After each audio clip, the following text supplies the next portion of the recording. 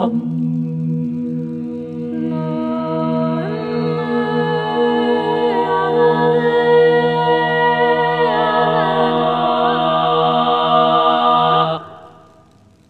bonjour à tous.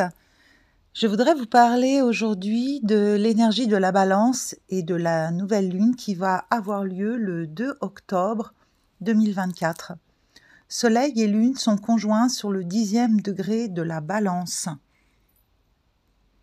à 20h49 ou 18h49 en temps universel. Il est donc intéressant et important de bien cerner cette énergie. C'est un signe d'air, un signe cardinal qui introduit donc une saison et qui est opposé au bélier, le feu de l'étincelle qui jaillit. En analogie, le bélier incarne la maison 1, l'ascendant, tandis que la balance, elle, ouvre la maison 7, relationnelle et du couple. La balance est un signe cardinal qui accueille l'équinoxe d'automne et invite, avec l'énergie de la belle Vénus, à observer nos parts relationnelles. Signe qui ouvre vers le collectif et qui introduit l'automne calendaire déjà proposé par la Vierge et ses récoltes en cours, nous projetant dans la deuxième partie du zodiaque. Signe collectif qui nous parle d'équilibre, d'harmonie. Oui, c'est un cœur esthète qui hésite et négocie souvent entre ses ombres et ses lumières. Signe éminemment diplomate du zodiaque. Il est également le signe de la civilisation qui agit rationnellement avec justice. C'est toujours un grand plaisir d'avoir affaire à l'énergie de la balance, raffinée, aimable et conciliante. Il y a généralement une quête de sérénité dans l'énergie balance qui cherche à équilibrer dans son environnement ses besoins et ceux des autres. Soucieuse du bien-être de chacun, l'harmonie tente de régner en elle et est indispensable à son équilibre. Ce signe d'air est intellectuel et sophistiqué et a une approche sensée de la vie. L'énergie balance est consciente des implications de toute décision et essaie d'être objective en soupesant les deux plateaux de sa balance interne en toutes circonstances. Cependant, sa personnalité plaisante peut dissimuler un sentiment de profond mécontentement où elle gère beaucoup de complexité émotionnelle, car souvent elle souffre d'un manque de confiance déplorable en elle. Cette énergie peut errer, car sa sensibilité raffinée peut être froissée, ne supportant pas ni les querelles, ni de dire ses indécisions ou paralysie qui la hantent. Sensible, altruiste, son petit cœur est parfois tout ramolli et elle se laisse souvent manipuler, se renfermant dans une loyauté sacrificielle qui peut la desservir. Ces écueils sont dus aux comparaisons qu'elle fait, ainsi que ses 100 pas en avant et en arrière, la laissant parfois dans une indécision et une immobilité désagréables. Elle peut être aigrie, épuisée ou déprimée, et recherche la paix et l'harmonie en toutes choses, afin de compenser son malaise intime. Ces doutes qui la tiraillent lui font parfois passer des nuits blanches. Perfectionniste, adroite, elle cherche l'équilibre parfait entre ses valeurs et celles des autres. Manichéenne quand elle est en vibration basse, le bien et le mal dans chaque plateau de sa balance sont soupesés. Puis, dans sa vibration haute, elle devient un puissant guide pour sa vision sereine de la voie du milieu.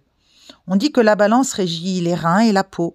Elle est cosmopolite, mais indécise, et sa mission est de garder le point d'équilibre et montrer le moment de bascule avec l'acceptation de ce qui est inéluctable et l'impermanence des choses. Vénus et Aphrodite, déesse de l'amour, de la beauté, veillent sur les animaux qui la représentent, colombes, cygnes, la grâce, l'art, les parfums. Le sien serait la myrte, sa couleur le bleu pastel, ses joyaux le saphir et la jade. Alors l'axe Bélier-Balance dans cette nouvelle lune est à l'honneur.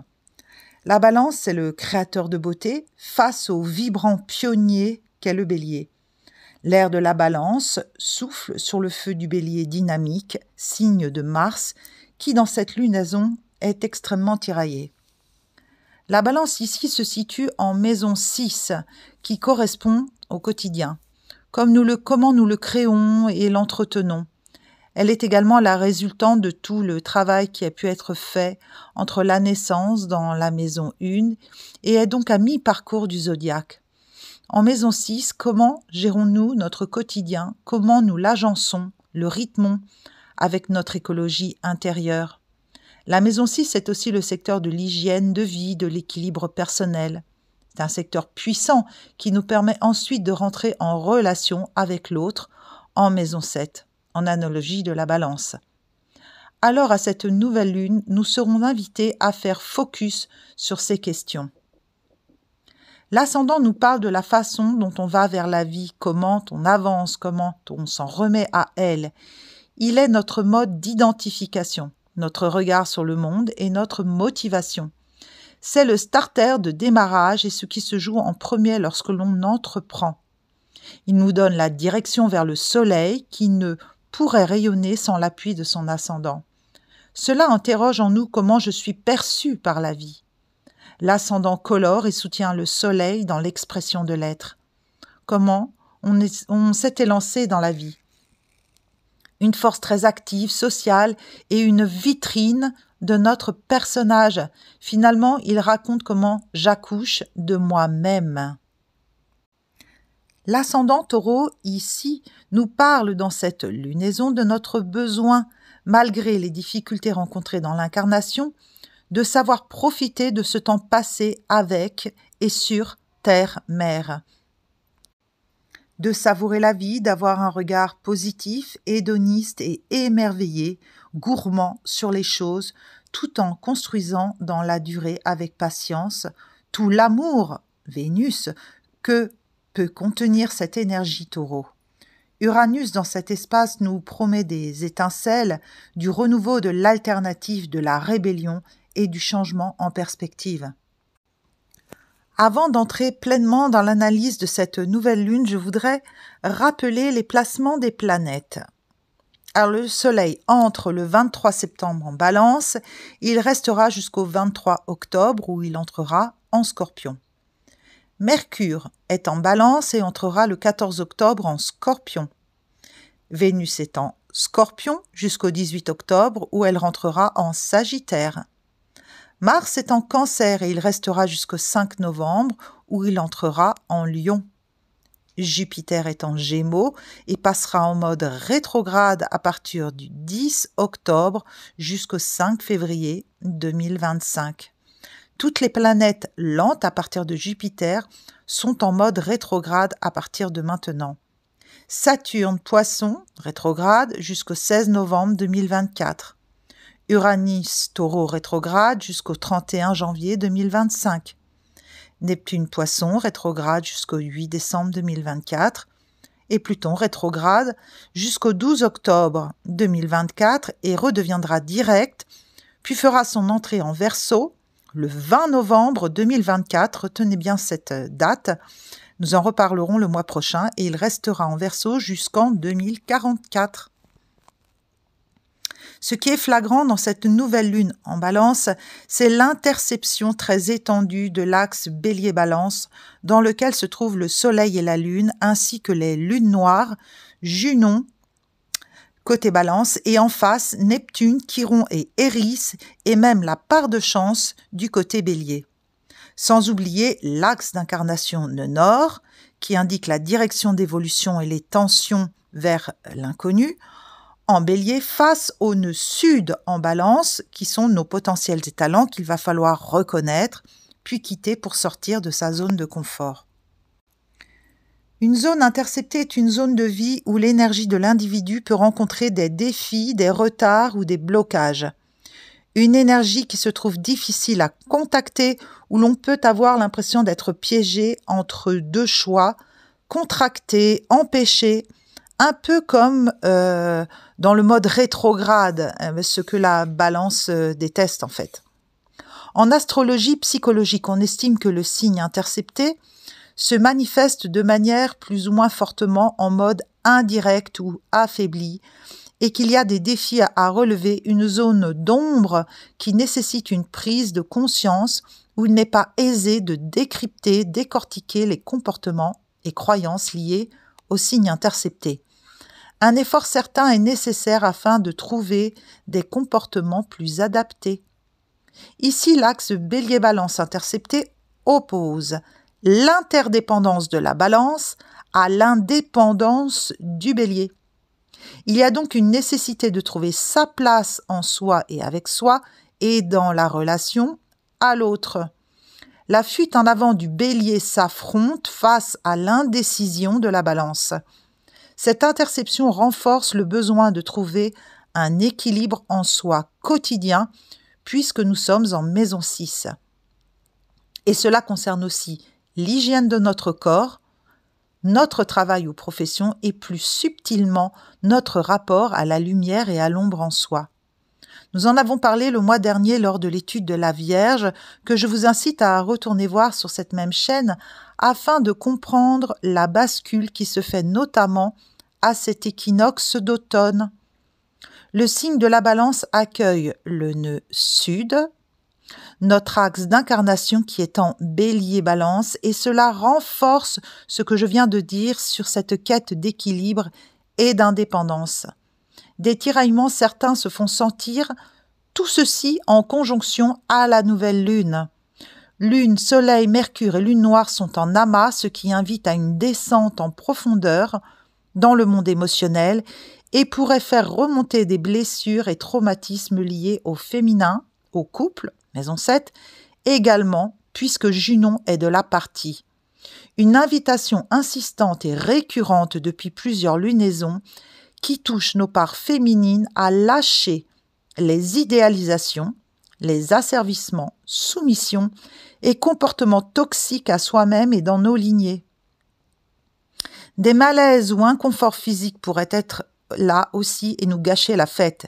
Il est important de prendre vraiment soin de sa santé, de son corps avec de tels placements.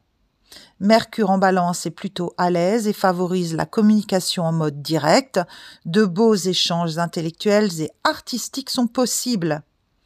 Mais la proximité des lunes noires et du nœud sud vont plutôt créer des chipotages, des prises de tête et des descentes vers des espaces anxieux en soi.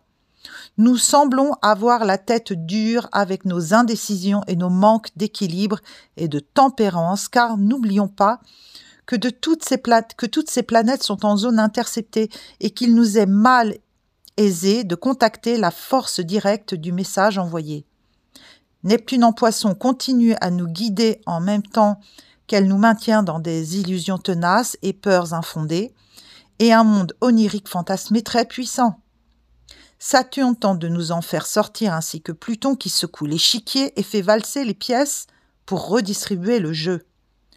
Je ne dis pas que vous êtes des mauvais joueurs, mais aujourd'hui la frilosité ne paie plus.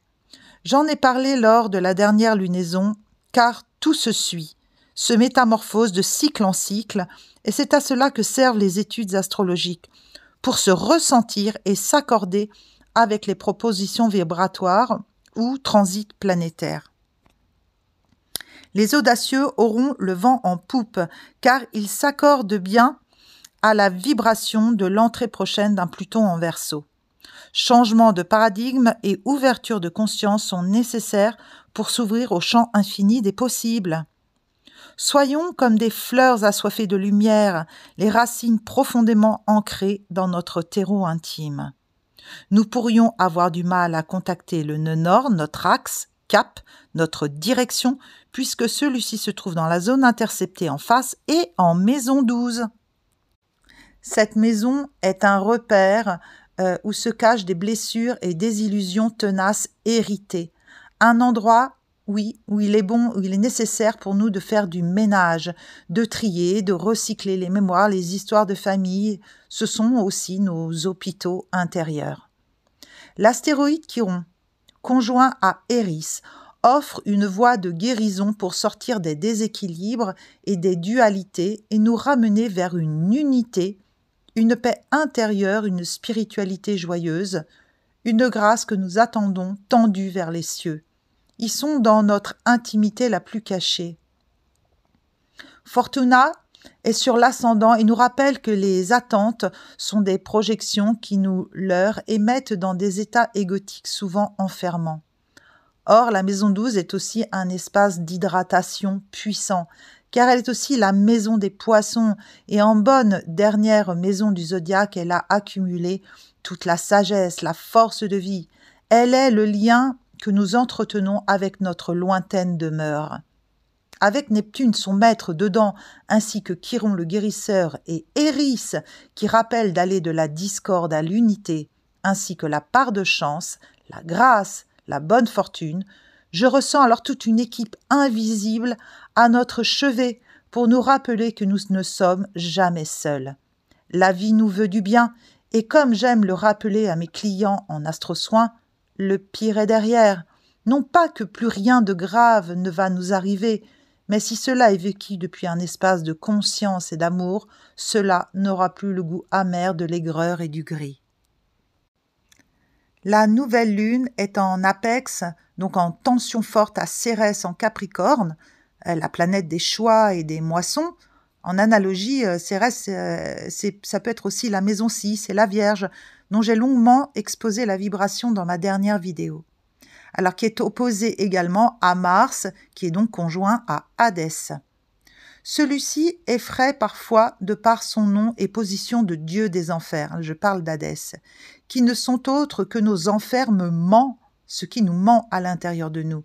Il s'occupe de gérer en nous les mémoires ancestrales et est le paria du paradis. Il demande de mettre du cœur dans la maîtrise émotionnelle et la plonger dans nos ombres.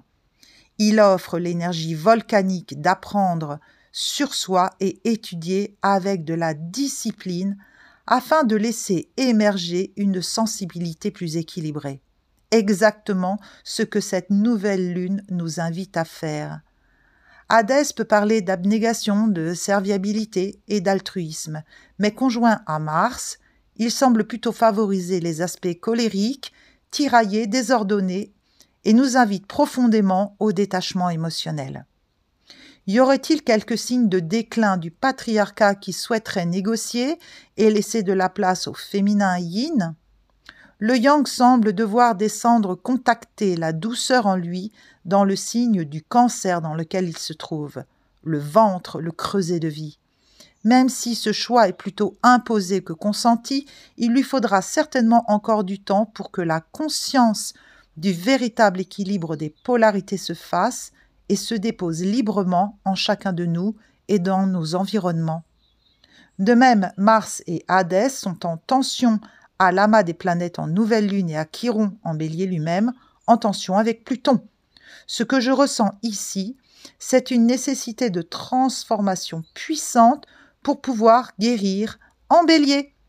À chacun chacune de ramener de la communication et de la sensibilité dans nos actions, afin que ce soit incarné dans nos cœurs et dans nos sensibilités multicolores.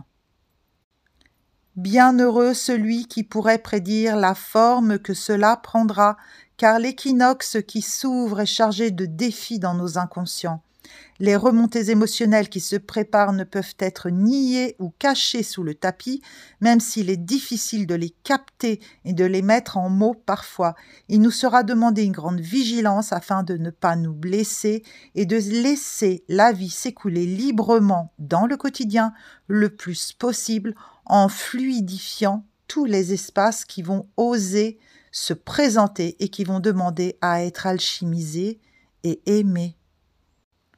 Alors Jupiter, lui aussi, interpelle Neptune et Saturne en Poisson et le carré à Saturne qui peut également déclencher des hostilités avec la loi et l'autorité. Les illusions tenaces sont toujours présentes et il va nous falloir beaucoup de conscience pour sortir du gigantesque bourbier dans lequel nous sommes actuellement. Une jolie circulation d'énergie se fait entre Neptune, Uranus et Pluton, comme si la bonne étoile qu'est Neptune invitait à arroser de son eau consciente nos grandes planètes spirituelles toutes en mode rétrograde. Oui, je les vois comme plantées actuellement dans la partie souterraine de nos inconscients, se rechargeant, se rectifiant, afin de revenir déverser leur plein potentiel pur et activer et soutenir le grand virage qui s'annonce. Oui, toutes les rétrogradations des planètes lentes nous montrent qu'il nous faut beaucoup de patience, d'ancrage pour la Terre, pour nos corps, afin de pouvoir traverser cette zone de turbulence, avec la certitude que la joie est là à disposition de tous. L'astéroïde Sedna, transneptunienne, gardienne des mers et des grands mammifères marins, nous parle du sacrifice et de trahison familiale, de transformation, d'épreuves profondes et de potentiel à libérer vers une guérison. Elle est conjointe à Uranus, alors ce que je reçois ici comme information est de se respecter, se renouveler et d'apprendre à dire non.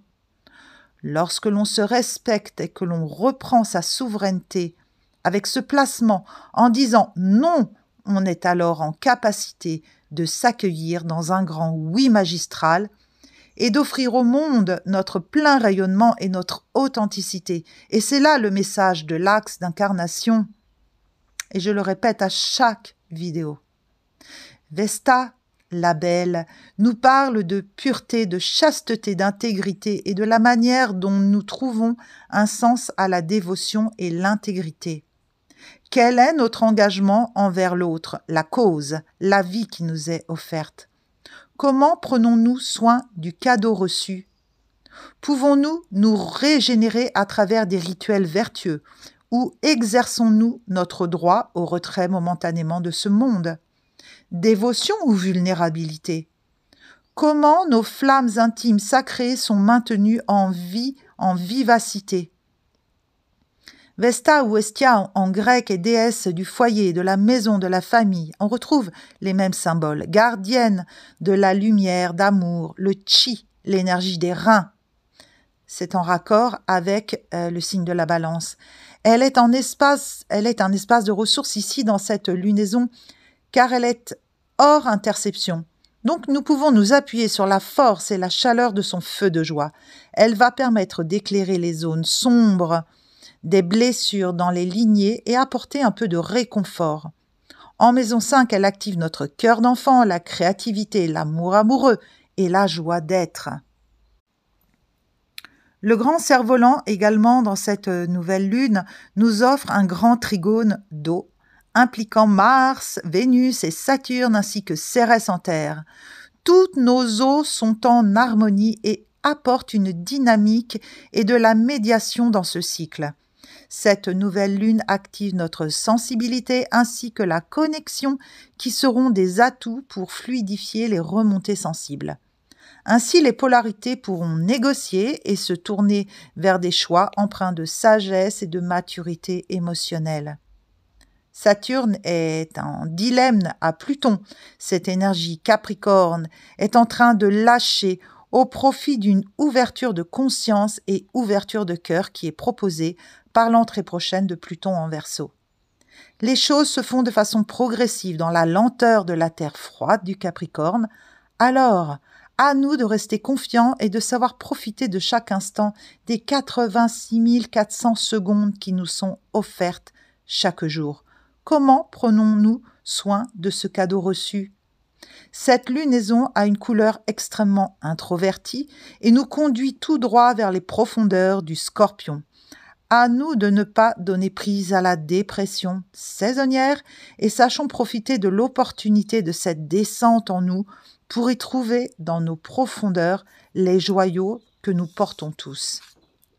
Offrons-nous le cadeau de les tailler amoureusement, polir chaque facette dans l'obscurité de notre œuvre intime, puis de nous les offrir et les révéler au monde dans un rayonnement flamboyant. Belle lunaison à tous et toutes dans la force vive de nos cœurs d'humains. Et je vous rappelle que si vous avez envie d'une prestation, d'une peinture, d'un thème natal, d'une révolution solaire, d'une synastrie, ce qui sont les études relationnelles entre couples, collègues, enfants, parents, etc., eh bien, n'hésitez pas à reprendre contact avec moi par mail et je vous donnerai toute la procédure. Et je vous souhaite le meilleur et surtout, n'ayez pas peur de descendre dans vos ombres. Il y a des cadeaux merveilleux à aller chercher. Allez chercher les cadeaux.